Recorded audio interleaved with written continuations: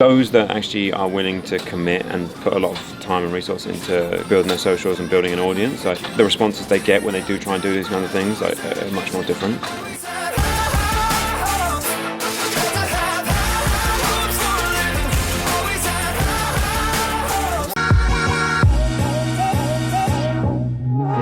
You like things hot? Well, I think it's very hot. We have been voted as the 8th hottest company to work for in the UK. Pretty spicy. What makes it particularly hot for you? People, office, the vibe, what we're doing, it's all very current. We're really changing perceptions on things. Without Goat, the way people consume media would have been very different because there's other agencies that do it, but no one does it quite like how we do it. I mean, I think we were robbed, but nonetheless, exceptionally good result for the team. That's a good way to think of it. Can I whisper something? We're number 8 of the LinkedIn's hottest UK startups. Oh wait. I'm sure you knew that. Well, congratulations everyone. I'm just congratulating everyone on the success of our company. Thank you. From one Matt to another, congratulations. Thank you, Mr. Zwarte. I stalked the other companies who were ahead of us. Did you? Yeah.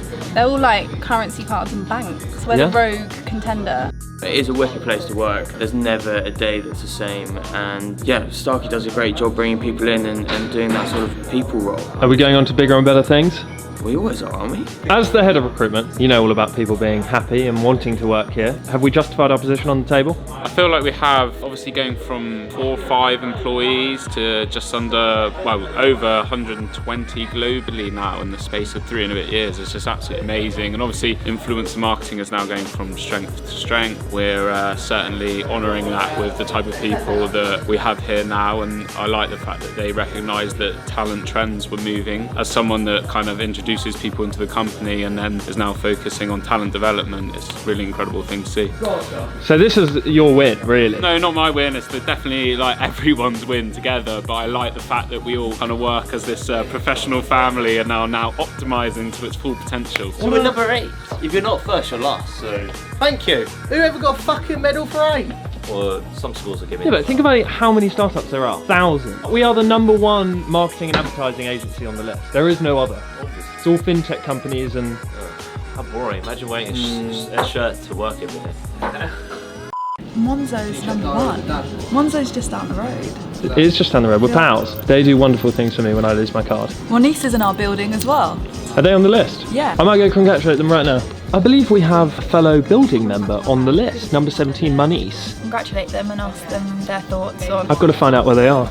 Moniz, fellow 50 Frinsby Square resident Goat here. Huge congrats on your inclusion in the LinkedIn's top 25 hottest UK startups to work for. Who knew we were neighbours? Maybe it's the building that we have to thank for our success. Have a great day and keep killing it. Goat. Do you know what floor Moniz is on in this building? I've got a feeling it's 4, but don't quote me on that. I'm going to quote you. Oh, not the right one. What number are we? I need 5. How am I going to get in? I work upstairs. Just a note. It's a congratulations for your LinkedIn top startup list. We're both on it. Oh, we can shake through the glass. Well done. Oh, wrong hand as well. Well done, Moniz. Great job. Where are we going? We're going to Graffiti Live. David Speed from Graffiti Live came for a lunch and learn a couple of weeks ago, so he's invited us to his office to have a look around, etc., and talk about him being on our podcast. Hey vlogs! Yes, vlog. Do you know what? I love this area.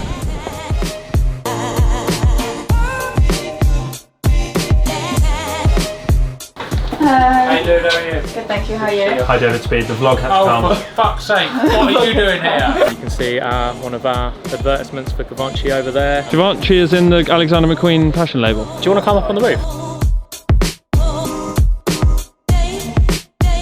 I mean, we're so lucky, like, to just be painting up here and just to look out over East London. And Did you realise that someone had vandalised your property of work? I'm going to put a joker over the top of that, but we've just been so busy with projects that it's like this has suffered. So we've had some news under embargo, but we can talk about it. The ASA have released a piece of research they've been doing for the last 18 months about disclosure on influencer advertisements and why it's still important to use hashtag ad or disclose in any way. They've got guidelines as to how that works and what they're expecting from influencers in order to disclose they're getting paid for ads. You know, we're obviously massively supportive of that. They did a huge survey about actually showing people different ads, things that were ads, things that weren't, and seeing if the general public could recognise what was an ad and what wasn't. And even things with certain disclosure, people still didn't recognise as an ad, which I couldn't believe. Another really good step forward for the disclosure. Good job the ASA. I think they're continuing to make good steps in the industry. They're continuing to listen to the industry bodies, the agencies, the influencers themselves. I'm a big fan of the ASA. I wasn't, and I was very open about that, but since them inviting me to do a talk there and allowing me to kind of vent my frustrations about disclosure and the problems and the anomalies and all the different things that I think the whole industry is very frustrated with, but haven't really spoken to them about it. I've luckily got the opportunity to speak to them about it, and then they've listened, and we've met up with senior people there since and continue to work with them. So I'm genuinely really impressed with how proactive they've been, and this is another great step forward. Hello. How's it going? Nick, can I quickly ask you, as an Englishman, have you seen the Jacob Rees-Mogg memes? Yeah, I've been enjoying them from afar. Have you been seeing the Jacob Rees-Mogg memes? I have. I'm a massive fan of the online design crew, which it just seems to be consistent across every platform, and they're just so good. It's reactive content, though, every right? single time. Yeah, oh, mate, the world was made a better place by memes and stuff.